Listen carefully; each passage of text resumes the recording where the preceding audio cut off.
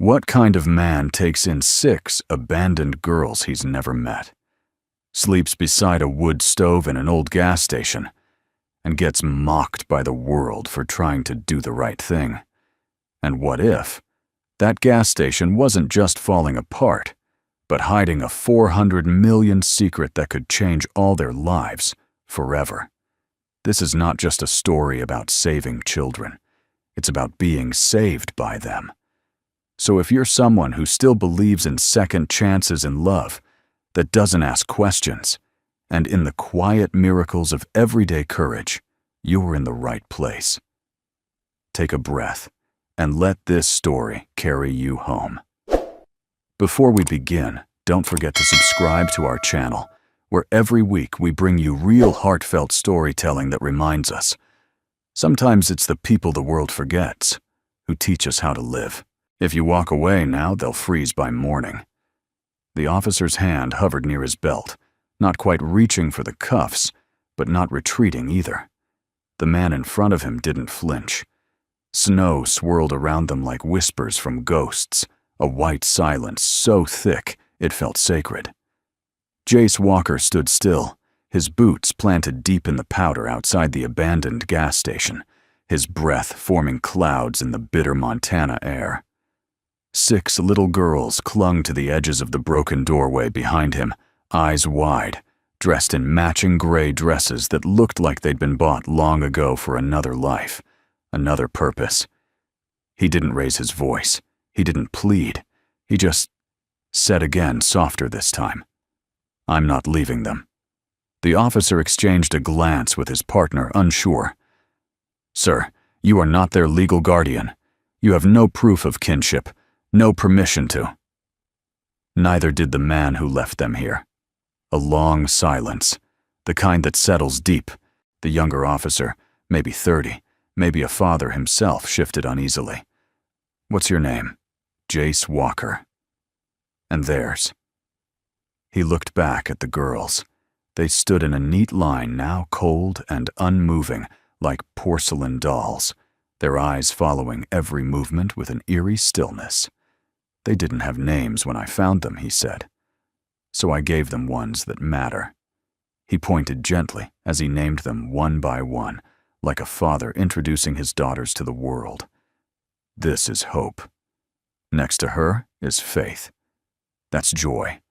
Then Grace. Mercy. And the little one hiding behind the pump, that's Glory." The officer stared. Something softened just a little in the wind-chapped face of the older one.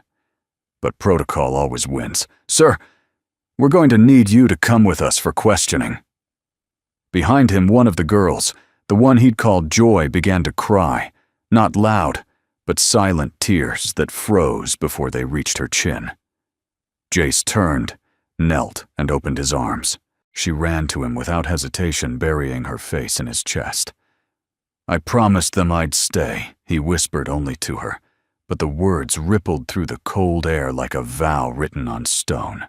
2 days earlier, Jace had pulled off the county road looking for shelter, not salvation.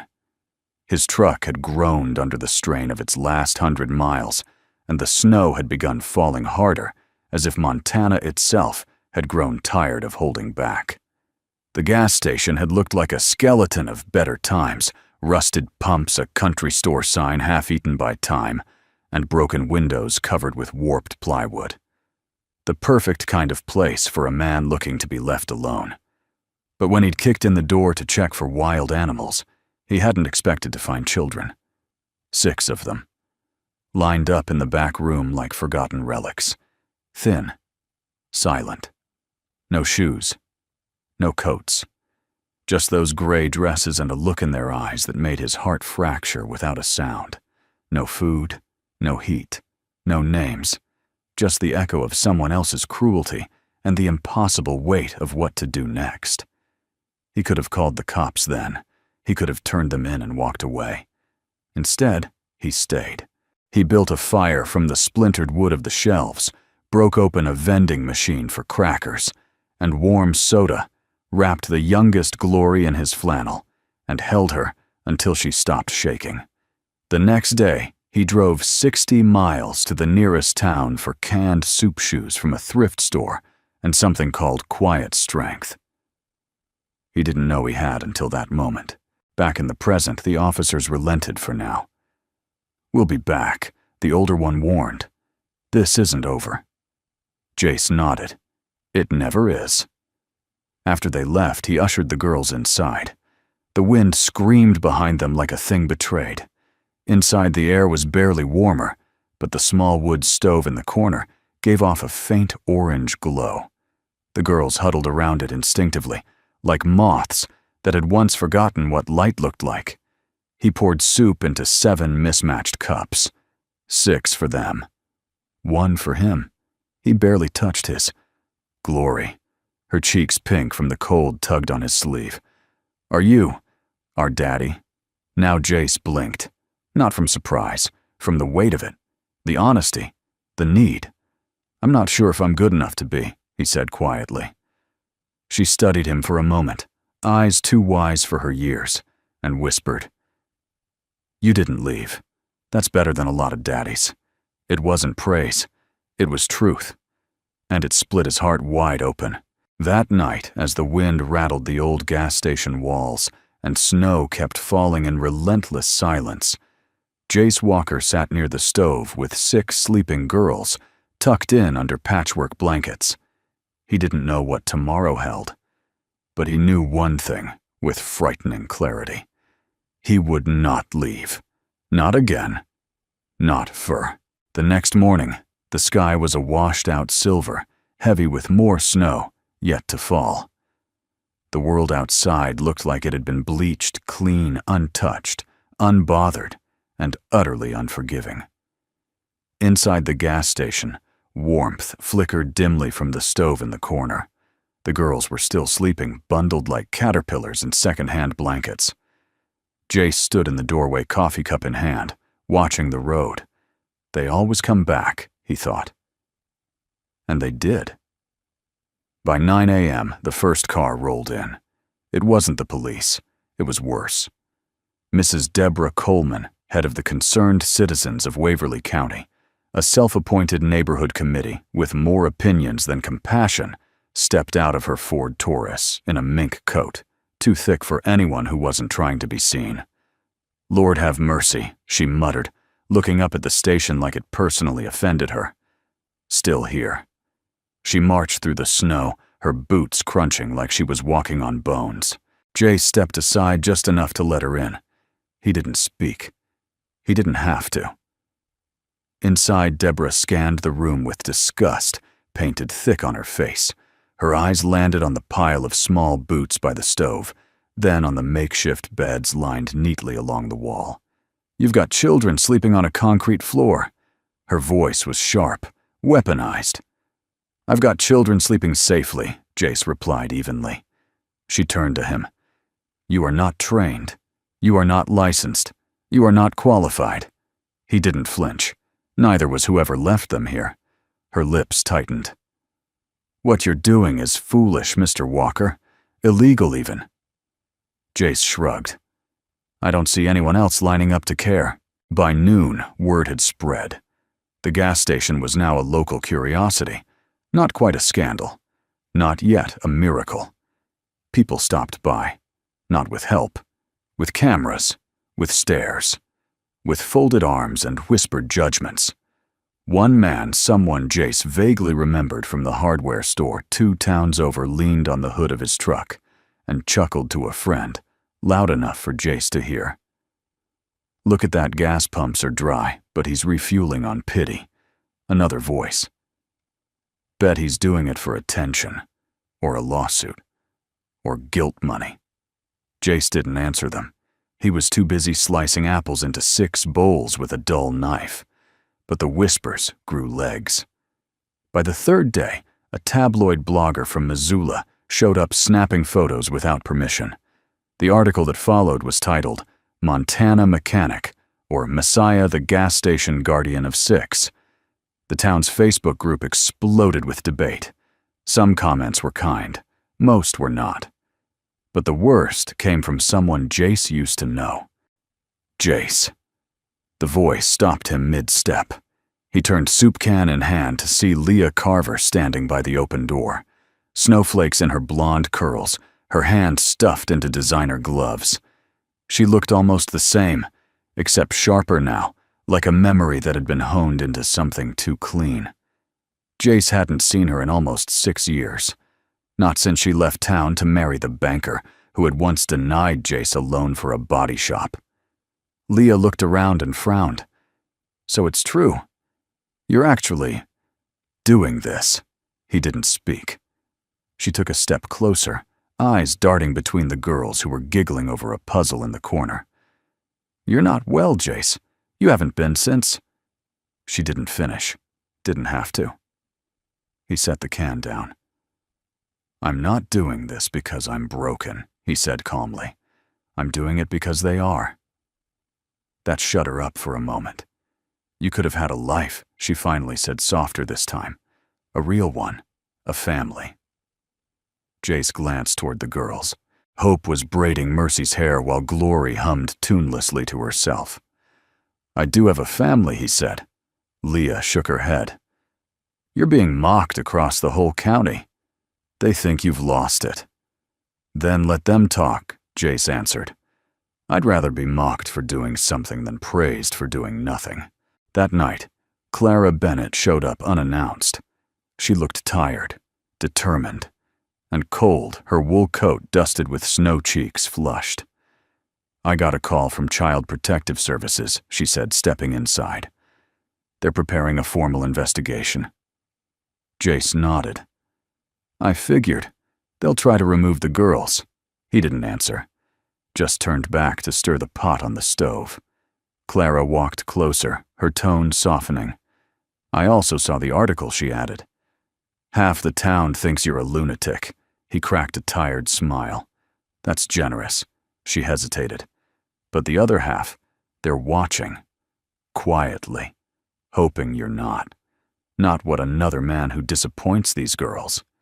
That hit deeper than he expected. He met her eyes.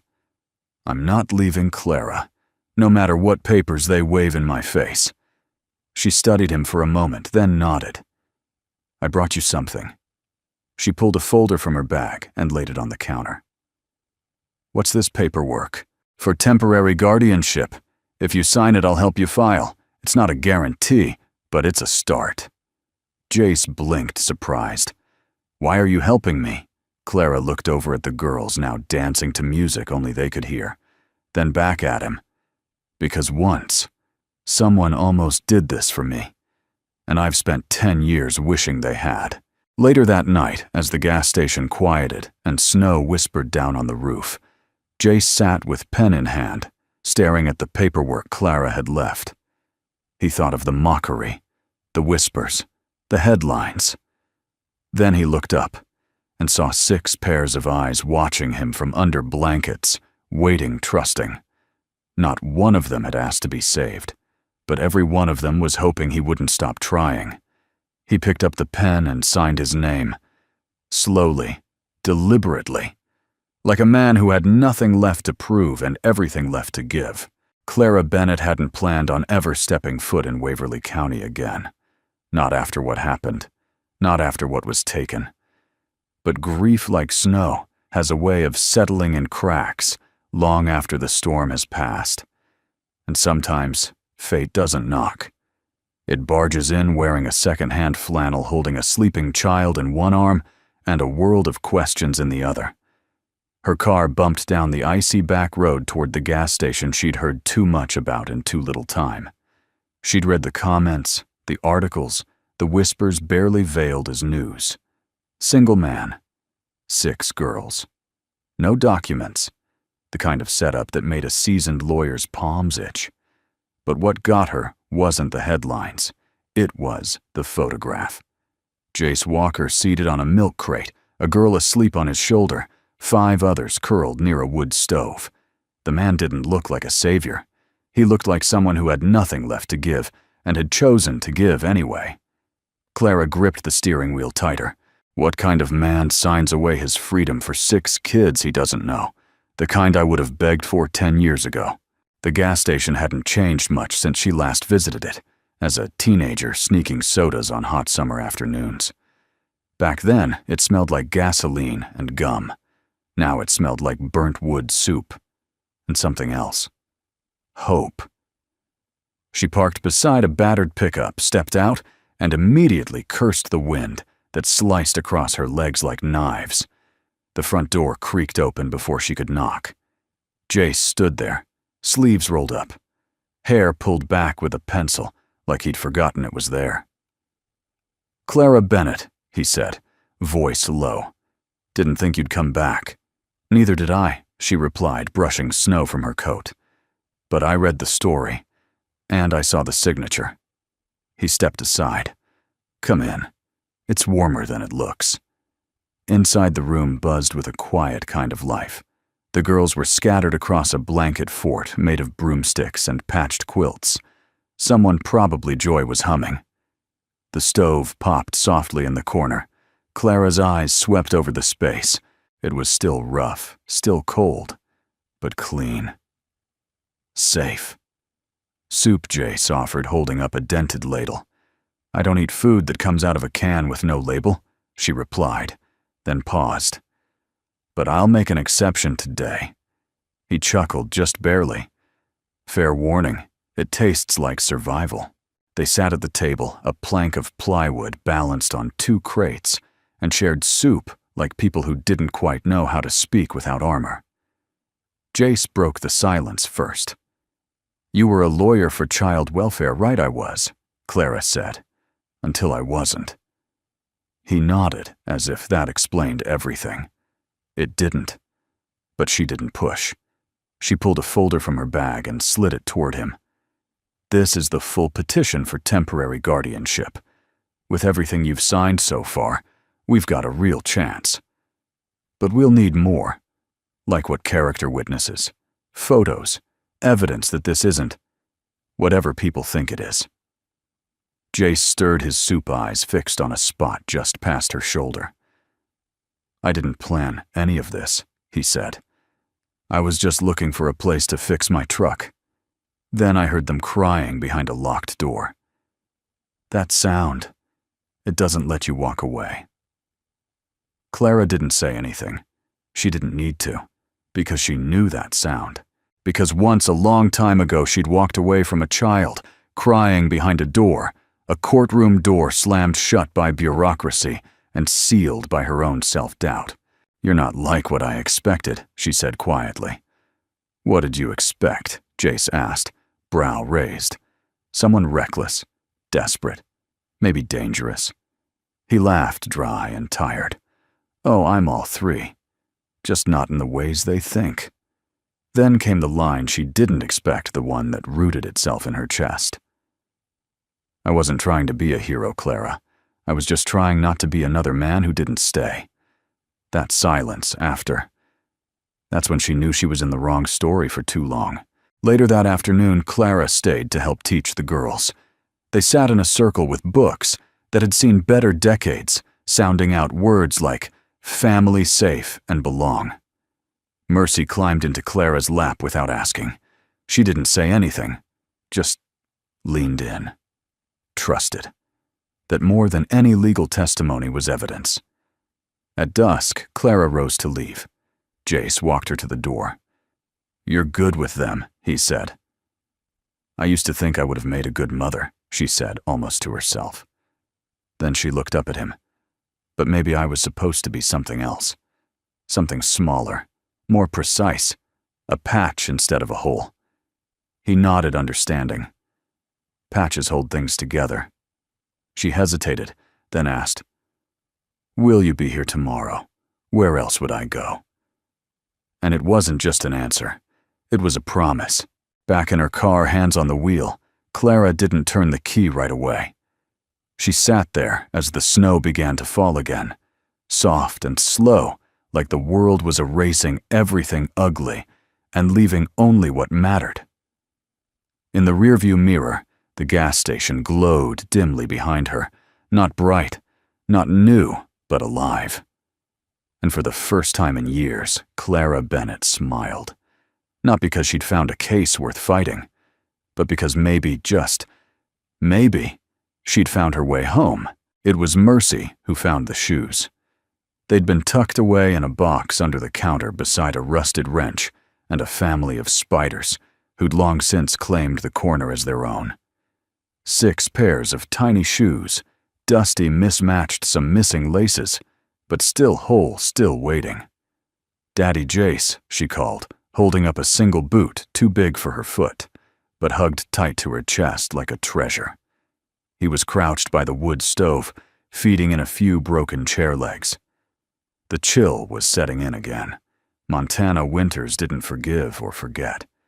Jace turned, wiping soot from his hands. "Where'd you find that under the box with the spider?" she said, serious as a soldier. He took the boot from her, turned it over. The leather was cracked, but the sole was sturdy. He smiled the kind of smile that didn't quite reach his eyes, but warmed the room anyway. "You found gold, Mercy. Real gold." She grinned and ran to tell the others. By noon, the gas station had turned into a makeshift cobbler shop. Clara returned just in time to see 6 little girls standing in line as Jace measured feet with a string, using a pocket knife and needle thread to repair the boots. Clara stood at the door, arms crossed, watching him. "I thought you were a mechanic," she said. Jace, eyes focused on stitching, replied without looking up. "I was. But every job's the same when it comes down to it. Find what's broken. Fix it the best you can." She walked closer, knelt beside him. "Those stitches are crooked." He smirked. "So is life." That afternoon, Clara pulled out some books she'd picked up at a thrift store in town, the Velveteen Rabbit Charlotte's Web Herald and the Purple Crayon. The girls gathered around like moths to a flame, their giggles and whispers bouncing off the walls of the old station like music. When it came time for reading practice, Clara handed out flashcards she'd made. "Who can read this one?" she asked, holding up the word family. Joyce squinted, then whispered, Fa, family." Clara smiled. "That's right. What's it mean?" Faith asked, serious as always. Clara hesitated, then looked at Jace, who was listening from the counter. He answered quietly, "It means you don't have to be alone anymore." The room fell still. Not in sadness, but in something heavier. Reverence. Even the wind seemed to pause outside. That evening, as the girls played sock puppets with gloves too large, Clara helped Jace tidy the supply shelf. They worked side by side, quiet, until Clara finally broke it. "Why did you really stay?" she asked. He didn't answer right away, just folded a towel with more care than necessary. "Because I've walked away from too many things," he said. "And I know what it costs." She looked at him. "Regret, no." Silence. She frowned. "I don't follow." He turned to her, voice low. "When you walk away from something that matters, it follows you, but not with noise, not with reminders, just silence. The kind that shows up at night, that wraps around your chest when you're trying to sleep, that makes you wonder who you could have been if you'd stayed." Clara swallowed. The words hit too close.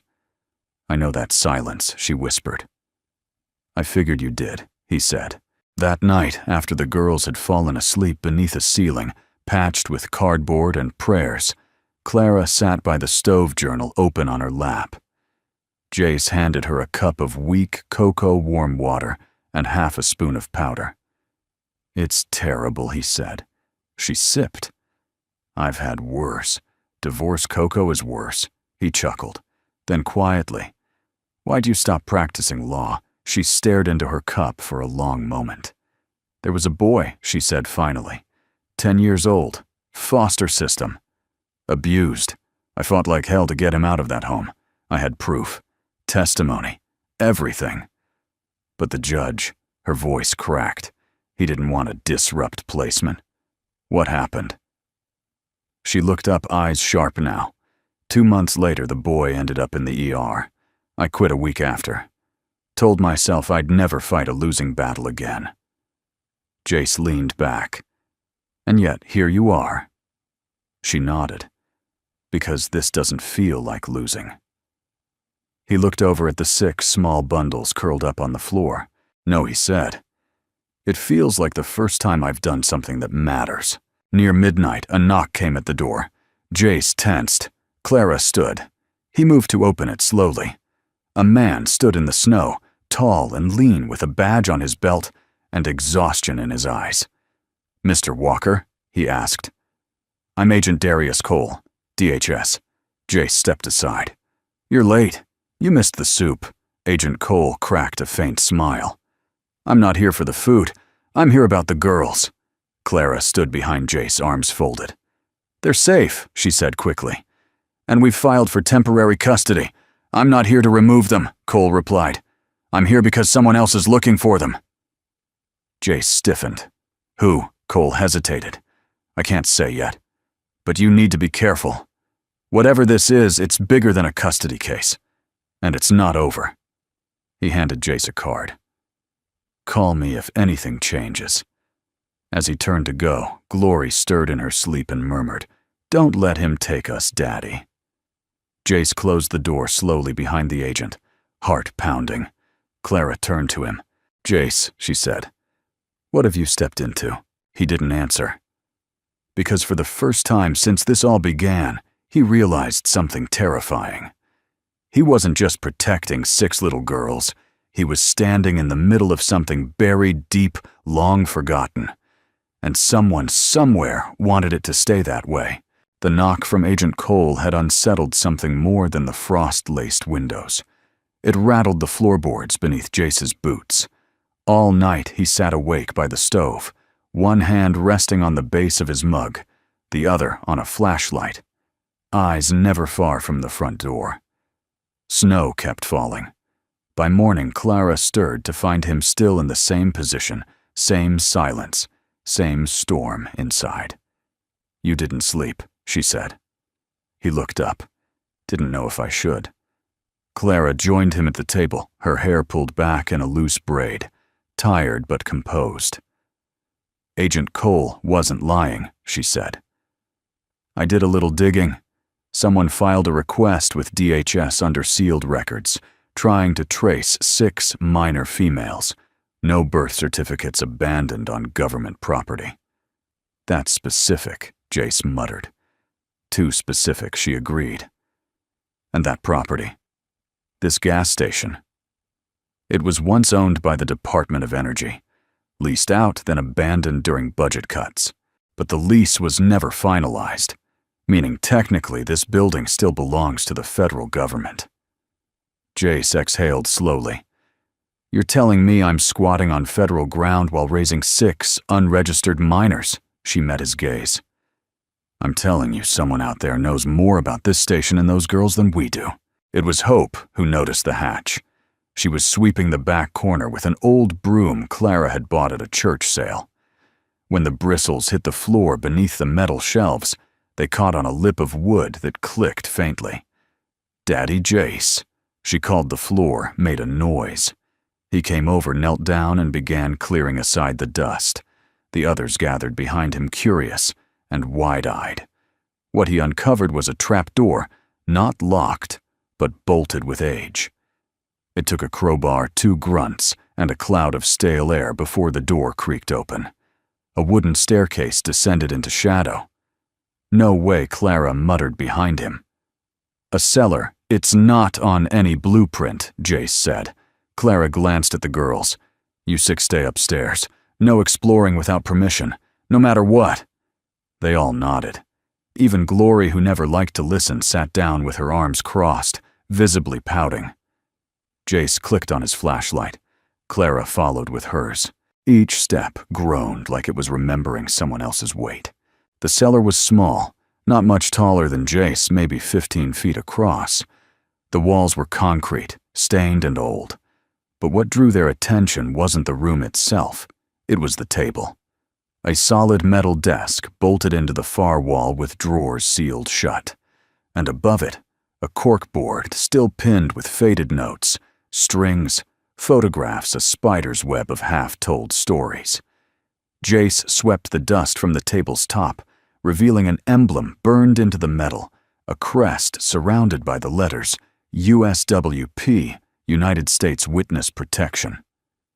Clara gasped. This wasn't just a gas station, she whispered. This was a safe house. Jace opened one of the drawers with a jerk. Inside was a single black notebook locked with a clasp. Clara picked it up. On the spine it read, Assets, 1987, 1996, Region 4. Jace, she said slowly. This place it was used to hide people. Maybe even money. Maybe even families. He looked around the room again this time with new eyes. The reinforced doorframe, the cement foundation, the hidden entry. This was meant to survive anything he muttered, and maybe hide something worth everything. That night after dinner, Clara sat at the table with the notebook in front of her, turning it gently in her hands. Jace stood nearby, arms folded. We can't tell anyone yet, she said. You think it's connected to the girls? I think it's too much of a coincidence that 6 girls clearly related ended up here in a facility once used to protect families in high-risk cases. Jace sighed. So what are you saying? They're children of witnesses, or people who needed to disappear. Mercy wandered over, clutching her teddy bear made from a cut-up sweater. She climbed into Jace's lap without a word, resting her head on his chest. He ran a hand through her tangled hair, staring into the fire. I don't care where they came from, he said. They're mine now, however long I get to keep them. Clara didn't argue, because in her heart, she agreed. Later that evening, Jace returned to the cellar alone. He took a lantern, and the notebook sat cross-legged on the cement floor. Slowly, he pried open the clasp. Inside were pages of names, dates, symbols, cryptic codes, bank routing numbers, notes about asset transfer protocols. Then tucked in the back of folded paper, handwritten. He opened it. To whom it may concern. If you're reading this, the system failed again. We built this place for people who had nowhere else to go. People running not from justice, but from the broken places between laws. There's more here than gas and oil. And if you found the girls, protect them. They're not what the world thinks they are. Don't trust the man who knocks twice. No name, just an initial. Jace stared at the letter for a long time. His hand gripped the edge tighter with each line. Then he heard it. A knock. Soft. Measured. Twice. From above. He shot up, notebook still in hand, and sprinted up the stairs 2 at a time. When he burst through the hatch, Clara was already standing by the door. It's him again, she said. Jace froze. Agent Cole. She shook her head. Someone else. Said he was sent by DHS. He stepped beside her and looked through the window. A man in a gray overcoat, standing too still, holding no badge, no briefcase, just a thin smile. Jace's stomach dropped. Don't open that door, he said. Not yet. Behind them, the girls were quiet. Watching. Somewhere in the corner, the notebook trembled slightly in Jace's hand. Or maybe it was just his grip. He wasn't sure what scared him more. The secrets buried beneath their feet. Or the men who wanted to keep them there. The man in the gray coat didn't knock again. He just stood there perfectly still, while the snow clung to his shoulders like it had been invited. His hands stayed in his pockets, his face unreadable behind a polite smile that didn't match the cold in his eyes. Jace didn't open the door. He didn't have to, because some men don't come to talk. They come to wait. Clara stepped beside him, whispering low. That's not DHS. No badge, no ID. And his shoes. Jace followed her glance. Italian leather. Wrong for this weather. Wrong for Montana. Too right for something darker. The kind of man who didn't care about frostbite because the cold never touched him. The kind of man who brought storms with him. They waited for 30 minutes. The man never moved. Never knocked again. Eventually, he turned slow as molasses and walked back to a nondescript black sedan parked by the tree line. Jace watched until the red glow of brake lights vanished down the snowy road. He didn't say a word. Clara did. "We need to go to the sheriff." Jace shook his head. "No jurisdiction over federal property." Then Agent Cole. "He already said too much just showing up." She crossed her arms, frustrated. "So we do nothing." He turned to her eyes hard. "We do what we've been doing. We keep them warm. We keep them safe." He glanced toward the girls now playing quietly with puzzles on the floor, every one of them pretending they hadn't seen the man through the frosted glass. But kids don't unsee things, and neither did Jace. That night the temperature dropped hard, the kind of cold that made windows groan and pipes stiffen, the kind that cracked wood and nerves. Jace double-checked every lock, reinforced the back door with a plank, pulled the girls' makeshift beds closer to the fire. The wind howled like it was warning them. Clara knelt by the stove, feeding it scraps of wood. "I called a contact in Helena," she said. "A woman who works in asset recovery for the Justice Department." I didn't give names, just asked if any dormant safe houses were ever tied to missing funds. And she didn't answer. She just said, "You're not the first one to ask this week." Then she hung up. Jace cursed under his breath. "She's scared," Clara added. "And we should be too." Just after midnight, a crack sounded outside. Not thunder, not wind, metal, twisting. Jace grabbed the crowbar he'd kept near the stove. Clara moved to the girls, gathering them, shielding them instinctively. He crept to the side window and peeked through the crack in the curtain. The propane tank had been tampered with. Not exploded, not yet, but the valve was wide open, hissing into the wind. It was a message. They could have destroyed the place, but they hadn't. Not because they were merciful, because they wanted something first. Jace dashed outside, teeth gritted against the cold, and shut the valve tight with frozen fingers. When he came back in, he slammed the door hard enough to shake the walls. "They're done knocking," he said. "Now they're warning." Clara swallowed. "Then what do we do?" He looked down at his hands. The burn on his palm from the frozen metal was already blistering. "We don't scare easy," he said quietly. The next morning, the girls woke up to pancakes, burnt ones, made from expired mix and love. They sat cross-legged in a circle, devouring them with sticky fingers and wide smiles. Joy looked up at Jace. "Why'd you make us pancakes?" He smiled. "Because I want you to remember that even on the scariest nights, we eat together in the morning." Clara watched him from the counter. The girls didn't know about the open tank, or the man in the coat, or the ledger hidden beneath the floor. They only knew warmth and love. That had to be enough. Later that day, the storm moved in heavy. Thick snow, whiteout conditions, the kind that cut you off from the rest of the world. Perfect for people who didn't want to be found, or for those who were about to be. As the wind pounded the walls, Clara sat with the ledger on her lap, flipping pages with surgical precision. Jace carved wood near the fire, not for warmth, but to keep his hands from shaking. He looked up. "Any luck?" Clara hesitated, then held up a sheet with a circled date and a routing number. "There's a line here, marked pending reassignment. Same year this station was decommissioned." Jace frowned. "Pending what funds?" "Nearly 400 million. Frozen in a shell account. The file was supposed to be transferred to a new identity, but it never was.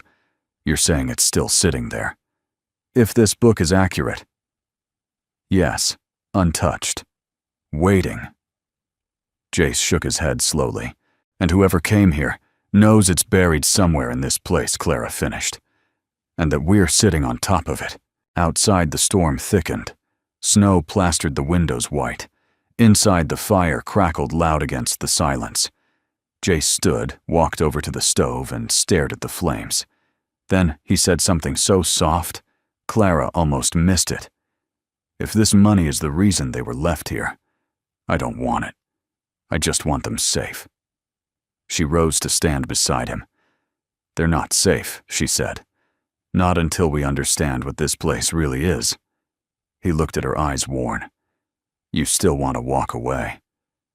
She met his gaze. I did, years ago. From a boy I failed to protect. I promised myself I'd never fight a losing battle again. This isn't a losing battle, Clara, he said. No, she agreed. It's the one worth losing everything for. As night fell, the girls gathered around the stove for stories. Jace pulled them in close, wrapped in one blanket, hearts thumping in quiet harmony. Outside, the storm raged on. Inside, there was fire, not just in the stove, but in the man who had nothing left, and gave everything anyway. It was just before dawn when Mercy spoke. Not with a whisper, not with a glance, but with words so clear and so painfully honest that they stopped Jace cold where he stood.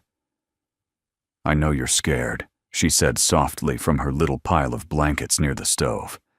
But we're not. The fire was low, barely casting enough light to color the girls' sleeping faces, all except hers. Jace turned, blinking through the exhaustion. He'd been up again all night listening for sounds the wind didn't make. What did you say, sweetheart? He asked, kneeling beside her. Mercy looked up at him, eyes impossibly wide, too wise for her 7 years. Her voice was like glass, delicate but sharp enough to pierce something deep. I'm not scared if you're here, because you're the first one who didn't look at us like we were a mistake. Those words hit him harder than the threat outside, harder than the man in the gray coat, harder than any storm, because they're wrapped in patched-up wool and sleeping beside a gas heater was the only kind of truth that mattered, the one that didn't ask to be spoken but needed to be heard. He swallowed thickly. I'm not going anywhere, Mercy. No matter what. She didn't smile. She just nodded, because she'd already believed him. Later that morning, while the girls sipped hot water with sugar and Clara reviewed federal safehouse records on her laptop, Jace found himself staring out the window, watching snowdrifts rise like slow, silent waves. Mercy's words echoed in his chest. Not a mistake. No one had ever said that to him. Not even his own father. Especially not after he'd dropped out of the fire academy. Especially not after he'd watched his own family's car disappear in a flame-soaked ditch the night that ended the first life he ever knew. He hadn't saved them. So he'd spent 10 years drifting, fixing engines and sleeping in his truck, pretending motion was the same as healing. Then 6 little girls came from nowhere, and suddenly staying put felt like the only road left worth walking. Clara looked up from her screen. We've got a problem. Jace turned. You mean besides the ones we already have? She ignored the sarcasm. I traced the ledger's routing numbers. There's a holding company in Delaware tied to a series of shell corporations. One of them is still active and filed a motion this morning to reclaim property connected to a former federal installation in Montana. Reclaim, he echoed. You mean? This, she nodded. The gas station, the land, everything under it, including what might be linked to the ledger. Jace stepped back, jaw clenched. Can they do that? With enough money and enough lawyers, Clara said. They can try. That afternoon, the snow paused long enough for Jace to step outside and fix the tarps that had been rattling in the wind. As he hammered a board back into place over the cracked window, he caught sight of something in the trees. A glint. Binoculars.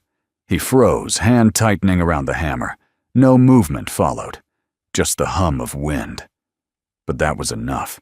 He stepped back inside, locked the door behind him, and pushed the old cooler in front of it for good measure. Clara looked up. We're being watched. She didn't ask how he knew. She just nodded and closed the laptop. That night, Jace gathered the girls together for a story. It was a tradition now, a soft comfort, an unspoken shield. Tonight they wanted something different. "Tell us about you," Faith said. "Yeah," added Hope, "before us." Jace hesitated. He'd never liked talking about them before. But Clara, sitting nearby with a cup of tea, gave him a gentle nod. So he told them. About the fire truck he'd trained on, about the badge he never earned, about the family photo he kept in the glove box of his old truck, cracked and fading, but never thrown away. And then he said, voice thick, "I came here, looking for a place to rest my bones. Did you find it?" Asked Joy, eyes wide. He looked at each of them, 6 little miracles, sitting in a circle of warmth in a broken world. "I did," he whispered. "I found you." Later, when the girls were asleep, Clara came to sit beside him by the stove. "Mercy's been talking more," she said. "She said something this morning," Jace replied. "Something I can't shake." Clara waited. She said I'm the first person who didn't look at them like they were a mistake. Clara exhaled. She told me something too, that she used to pretend to be asleep when the bad ones came, that if she stayed quiet enough, they'd forget she was there. Jace stared into the fire. "And now she sings in her sleep," Clara said, voice trembling. "That's what healing sounds like." They sat in silence for a long time. Then Jace turned to her. "Why are you still here, Clara? You could have walked away a dozen times." She met his eyes. No hesitation. "Because I needed to remember what it felt like to fight for someone again. To believe that maybe the good guys aren't all gone." He leaned back, gaze softening. "We're not. Just scattered. A beat." Then Clara smiled almost sadly. "You know you're going to lose this place, right? Legally, they'll find a way." Jace looked down at his hands, rough, calloused, cracked from the cold. Maybe he said, "But I'm not fighting for a building. I'm fighting for what it became." As midnight neared, Jace checked on the girls one last time. Mercy was curled beside Glory, her hand resting over the youngest's heart like a promise. He stood in the doorway, arms folded, chest heavy. Clara joined him quietly. "We need a plan," she said. "They won't wait much longer." He nodded. "We protect the girls. We hide the ledger. We make it clear that whatever they're after, they're not going to scare us out of it." Clara glanced up. "And what if they push harder?" Jace didn't blink. "Then I push back harder. Because no one is taking them from me. Not now. Not ever." Outside, the wind picked up again. But inside, Mercy's words still lingered, burned into the wood and walls, and the man who had been lost for far too long. "You're the first one who didn't look at us like we were a mistake." The courtroom wasn't much to look at. Fluorescent lights buzzed overhead, flickering like they couldn't decide whether to die quietly or scream. The walls were beige, the chairs were plastic, and the heating system had given up trying sometime around 1996. But to Jace, standing in a borrowed suit, 2 sizes too big with a knot in his tie, as tight as the one in his gut, it may as well have been the Colosseum. Clara stood beside him, poised and resolute in a dark blazer, eyes sharp behind thin-framed glasses. She hadn't practiced law in years, but the moment she stepped into that courtroom, it was as if something inside her reawakened something fierce, something protective. The girls weren't present. They were back in Waverly, staying with a kind neighbor Clara trusted from her childhood, Miss Langley, a retired librarian who believed in cookies, firm hugs, and Jesus in equal measure. But Jace felt them with him. Every breath, every heartbeat, every word about to be spoken in a system that didn't know what to do with a man like him. The opposing counsel was slick, the kind of lawyer whose suit probably cost more than Jace's truck. He represented the trust that now claimed ownership of the gas station, and by extension, any minors residing on the property. The judge, a silver-haired man with a mild temper and deep eyes, looked over his glasses at the room. We're here today to determine whether temporary guardianship should be granted to Mr. Jace Walker over 6 minor children of unknown parentage currently residing in an unlicensed facility on contested land. Miss Bennett, you may begin. Clara stepped forward. Your Honor. She said, her voice calm. This isn't a case about legality. This is a case about humanity, about whether the law remembers what it's supposed to serve. She turned toward Jace. This man, a mechanic, a widower, a man with no political power or financial leverage, found 6 children abandoned in the middle of a Montana winter. He didn't call the news. He didn't look for attention. He didn't leave. She paused, letting the silence sink in. He stayed. Across the aisle, the opposing lawyer rose. Your Honor, while the narrative is heartwarming, it doesn't change the fact that Mr. Walker lacks any credentials, legal documentation, or background in childcare. The land he occupies is under federal review. These children are undocumented. This isn't guardianship, it's squatting with minors. Clara didn't flinch. May I respond? The judge nodded. She turned back, her voice rising stronger now. What's legal isn't always what's right. Mr. Walker may not have paperwork, but I have affidavits from 3 social workers who visited that station and found those children fed, warm, safe, and loved. She walked toward the bench.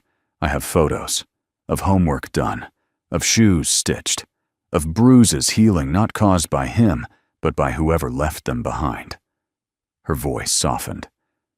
But most importantly, I have their words. One girl, Mercy, said to me, "He's the first person who didn't look at us like we were a mistake." A hush fell over the courtroom. Not even the buzzing lights dared interrupt. Afterward, Jace sat alone outside the courthouse steps, while Clara stayed inside to finalize filings. The sky was gray, the kind of cold that seeped into bones, but Jace barely noticed. He looked down at his hands, rough, calloused, one knuckle split from where he'd jammed it, fixing the wood stove last week. He'd never imagined holding a child's hand with these. Never imagined those same fingers would sign legal documents declaring him a father to 6 girls who weren't his by blood, but by something deeper. By choice. Clara joined him an hour later, her cheeks pink from the wind, a thin envelope in her hand. She handed it to him. The judge granted temporary guardianship. He stared at her. He did. She nodded. 60 days. Enough time to build a stronger case. We'll need birth records if we can find them. DNA testing. More support. But for now, you're officially their guardian. Jace didn't speak for a moment. His throat tightened. Thank you, he whispered. Clara sat beside him. I didn't do this for you. He looked over confused. I did it for them, she said. Then softer. But maybe also for the part of me that still believes people like you deserve to win. Back at the gas station, the girls were waiting. As the truck pulled in, they rushed to the door, faces pressed against the glass. Hope opened the door before Jace could even knock. Are you our real daddy now? She asked. Jace knelt, holding out the paper. For now, he said. And I'm going to fight like hell to make it forever. The girl screamed not words, just joy, and dogpiled him in the snow. He let them. He let himself laugh. He let himself feel it. And for the first time in years, he didn't feel like he was failing someone. That night, Clara stood at the window watching the snow begin again. Jace stood beside her, holding a mug of coffee gone cold. They'll come back, he said. Whoever they are. The ones who think they own this place. Clara nodded.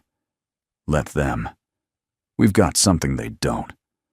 What's that? She turned to him, her smile gentle and sure. 6 reasons no one here is giving up, he chuckled. Clara, he said, after a pause, do you ever miss who you used to be? She thought for a long moment. No, she said. I just miss who I never got to be. Jace looked at her, really looked, and realized he wasn't alone in carrying ghosts. We can still become that person, he said. She turned toward him. I know, she whispered. That's why I stayed. They found it by accident, which Jace would later reflect, was how all the best things in his life had come to him, unexpected, uninvited, and utterly life-altering. It was Faith who saw it first. The snow was melting slightly that morning, and she'd wandered outside near the old propane tank, tracing shapes with a stick in the slush, while the others played hopscotch with chalk lines drawn on the concrete floor inside. Daddy Jace, she called. There's a weird patch of snow here. It's not melting like the rest. He looked up from the workbench, where he was tightening the last screw on a makeshift bunk bed, and stepped out into the crisp air. The wind had softened the sky bright with a rare winter sun. The girls called it their blue sky day. It was the first time in weeks the world didn't feel like it was pressing down on them. Faith pointed toward the patch, a rectangular outline oddly symmetrical, the snow thinner than the surrounding ground, almost like the earth had been disturbed. Jace knelt, brushing back the slush. His fingers struck something hard. Metal. He cleared it carefully. A latch, bolted into a small, flat panel buried beneath years of dirt, snow, and secrecy. His heart began to thump. He called for Clara. They pried it open together with the crowbar, both of them kneeling in the wet ground, hearts racing as if they were unearthing something not meant to be found. Beneath the hatch was a narrow tunnel just wide enough for one person to crawl through. Jace lowered himself in first flashlight, clenched between his teeth, boots scraping the sides. At the end of the short crawl was a chamber concrete-lined, dry, and sealed. Inside sat a single heavy-duty metal case, locked with a biometric scanner long since powered down. But there was a secondary latch, mechanical, old school. Jace took out his multi-tool and went to work. It opened with a creak that echoed like a scream. Inside were three things. A sealed envelope with a government seal from 1996. A thick black binder labeled Heartland Trust Final Transfer Documentation.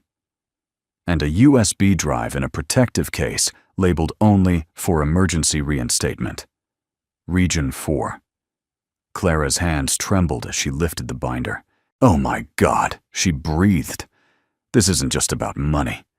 This is asset control. Jace looked over her shoulder. The paperwork detailed dormant financial holdings, encrypted transfer instructions, and legal rights associated with $400 million in various frozen accounts tied to witness protection overflow funds from post-Cold War initiatives. It's been sitting here for decades, Clara whispered, waiting for someone with the right access. Or maybe someone with the right intentions. Jace opened the envelope. Inside was a letter. To the one who stayed.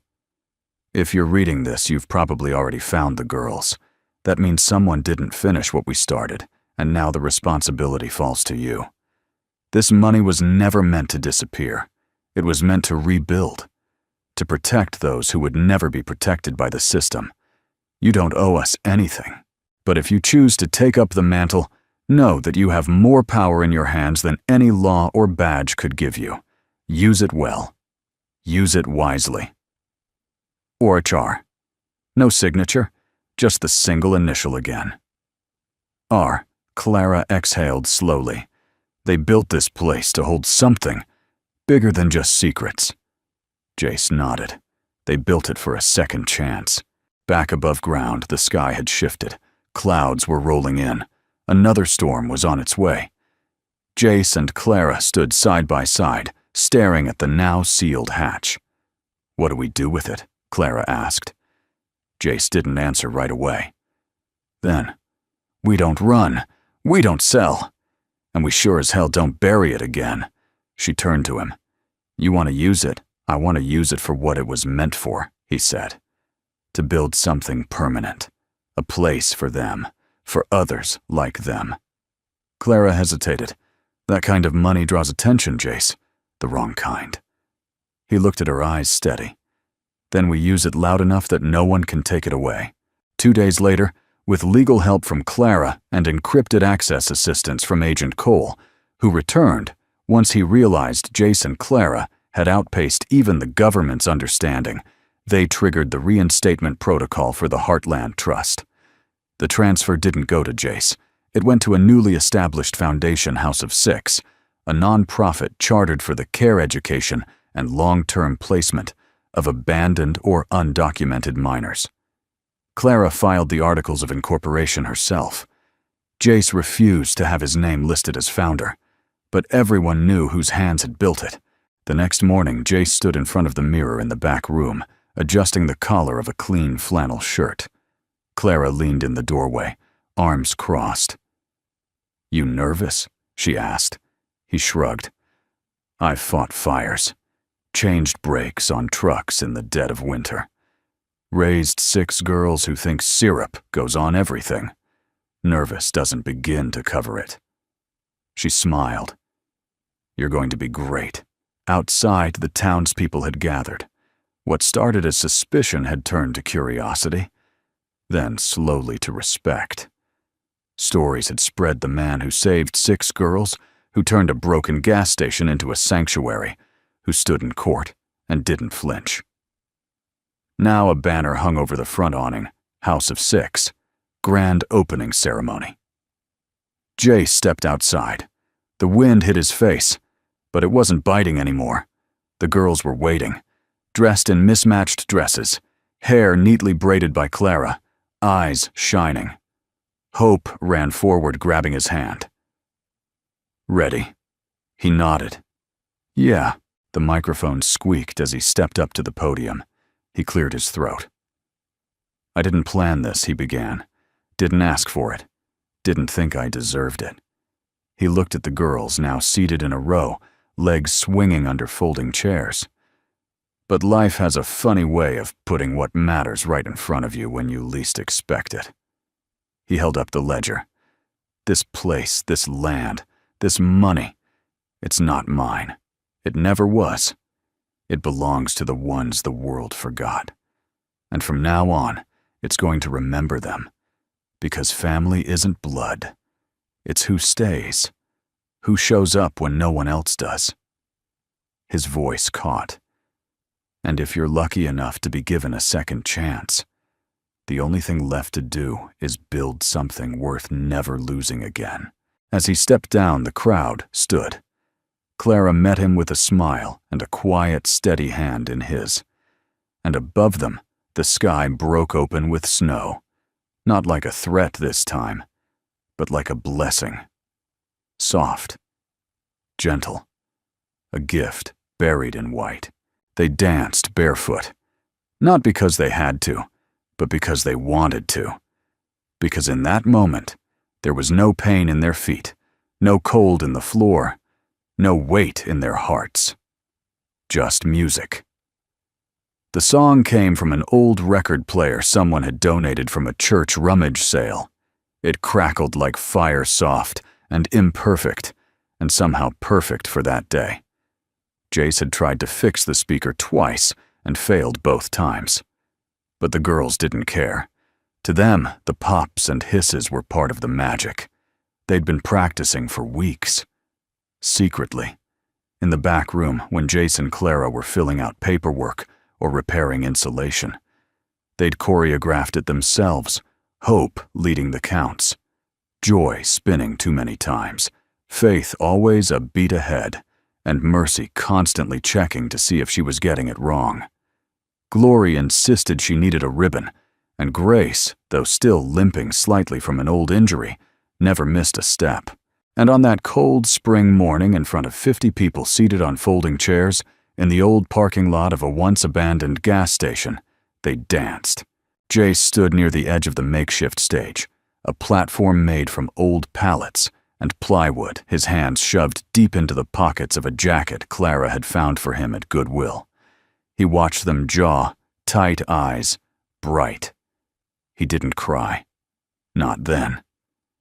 Not until Mercy reached the final move, a soft spin followed by an open-armed pose, and looked directly at him, smiling the kind of smile that said, "See, I belong to someone now."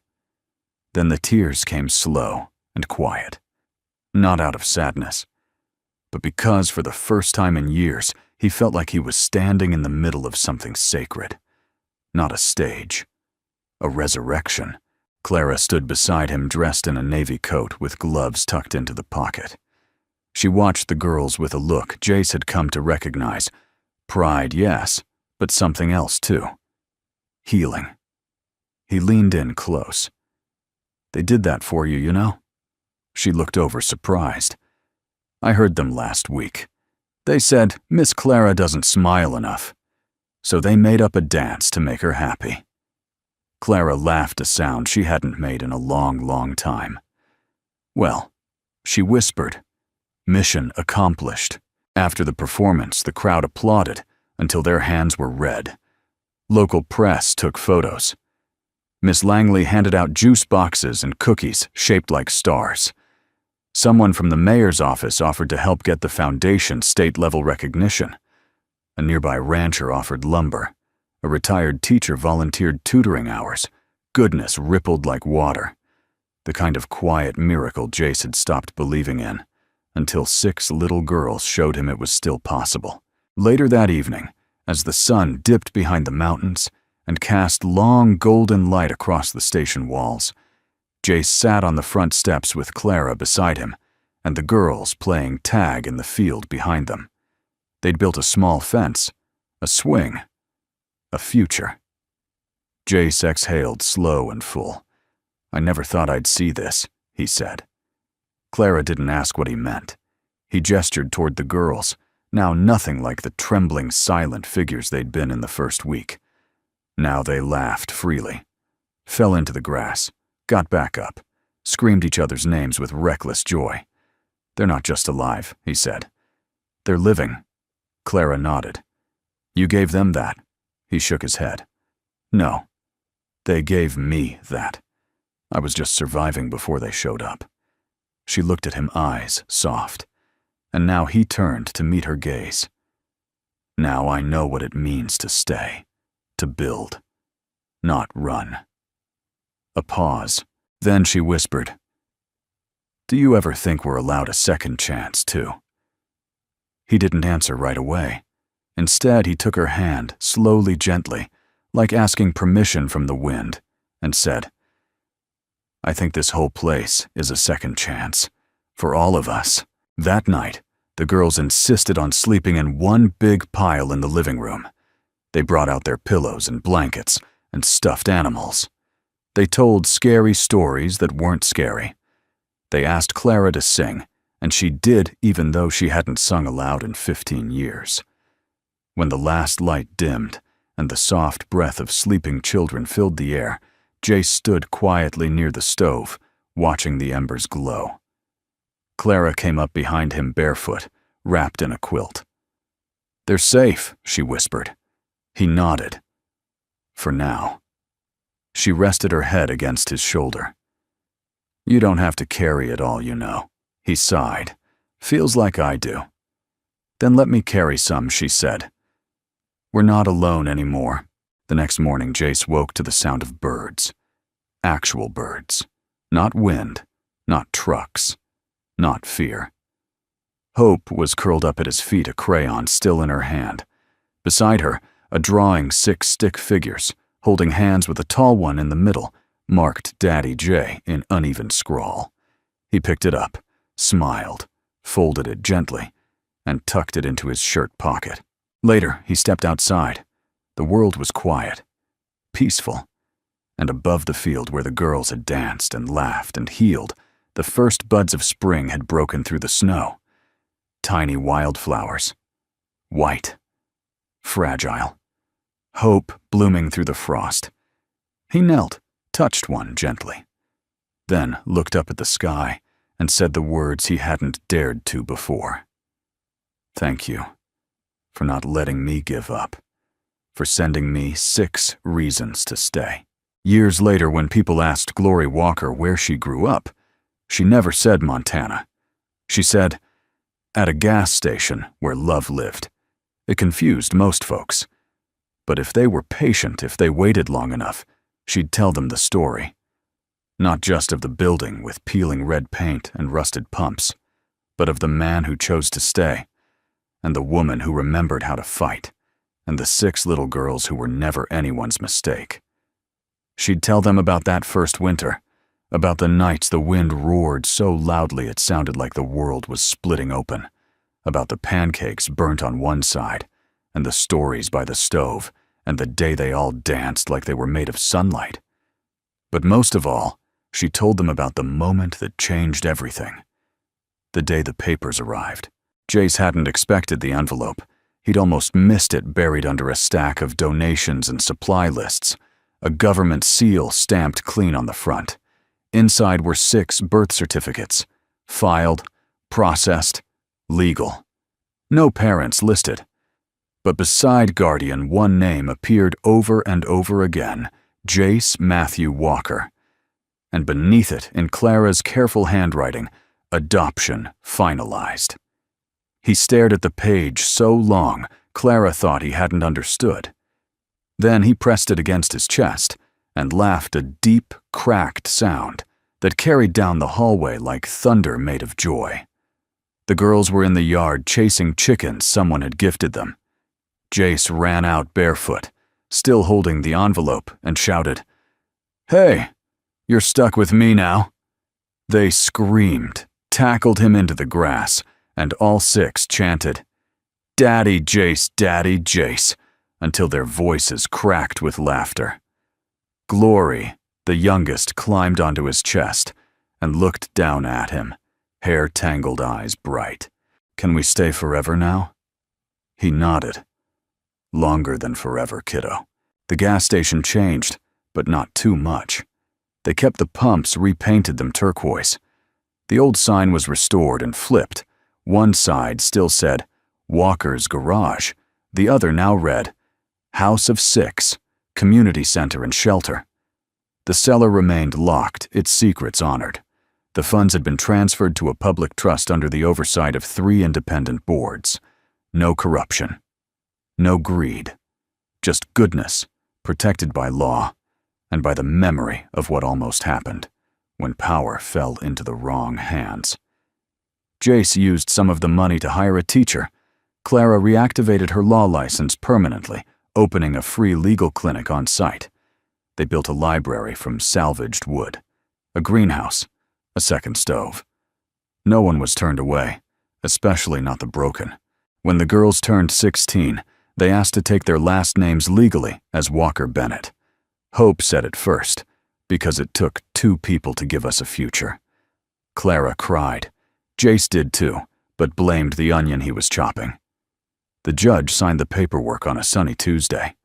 That night, they celebrated with root beer floats and a playlist full of songs they had danced to since they were small. Glory grew up quiet, but sure. She loved words.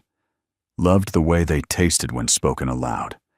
Loved the way Jace read Charlotte's Web like it was Shakespeare. Loved the way Clara wrote notes in the margins of her novels, underlining every phrase that said you are worthy. When she turned 18, she packed her notebook and left for college in Oregon, the first in the family to leave, and the first to return every holiday without fail. On her graduation day, she wore a white dress and gave a speech that ended with this. My home didn't have white fences or chandeliers. It had duct tape and soup cans and a fire that never went out. My family didn't come from blood. They came from choice. And I am who I am because someone chose to stay. The audience stood, but it was Jace in the back row who clapped the loudest his hands, rough his eyes full. That summer, Glory returned home to finish the book she'd been writing since she was 12. She called it A Home Named Glory. It wasn't about her, not really. It was about the man who refused to walk away, and the woman who remembered how to hope, and the 6 girls who didn't need to be saved, just seen. She wrote it in the back room of the station, the same place they used to pile blankets and build pillow forts. Jace would check in every evening bringing hot tea or cookies, or once a hammer, because he heard something rattle and couldn't help himself. Clara edited the first draft. She cried through most of it, but left precise comments in the margins like, "This part sings, and don't soften this truth, it's earned." When the book was published, it made the rounds quietly. At first local libraries, small bookstores. Then someone shared a quote on social media. "Family is the place where someone stays when they could have left." It went viral. Then the story did too. And suddenly, the gas station in Waverly became a symbol, not of trauma, but of transformation. On Jace's 60th birthday, the town held a surprise celebration. Clara led the planning, the girls organized the food, and someone brought a cake so big it needed 2 tables. During the speeches, Glory took the microphone. She looked at the man sitting in a flannel shirt with paint on his hands and love in his eyes. This place, she said, was never about charity. It was about choice, about showing up, about the kind of miracle that doesn't look like light from the sky, but like someone fixing your shoe and calling you by name. This is our home, not because of the walls, but because of the hearts that built it. Jace wiped his eyes and whispered to Clara, "Think I earned my badge," yet she leaned in, kissed his cheek. "You earned a lifetime's worth." And when people asked Glory where she grew up, she always smiled. At a gas station, she'd say, "But really, in a miracle someone chose to stay inside." If this story touched your heart, we'd love to know where you're watching from. Drop a comment below and tell us what part of the world are you listening in from today. And if you believe the world needs more stories like this, more kindness, more love, more reminders that goodness still exists, then go ahead and subscribe to our channel. We'd be honored to have you with us on this journey. From all of us here, thank you for spending your time with us. You being here means more than you know. Until next time, stay kind, stay hopeful, and never stop believing in quiet miracles.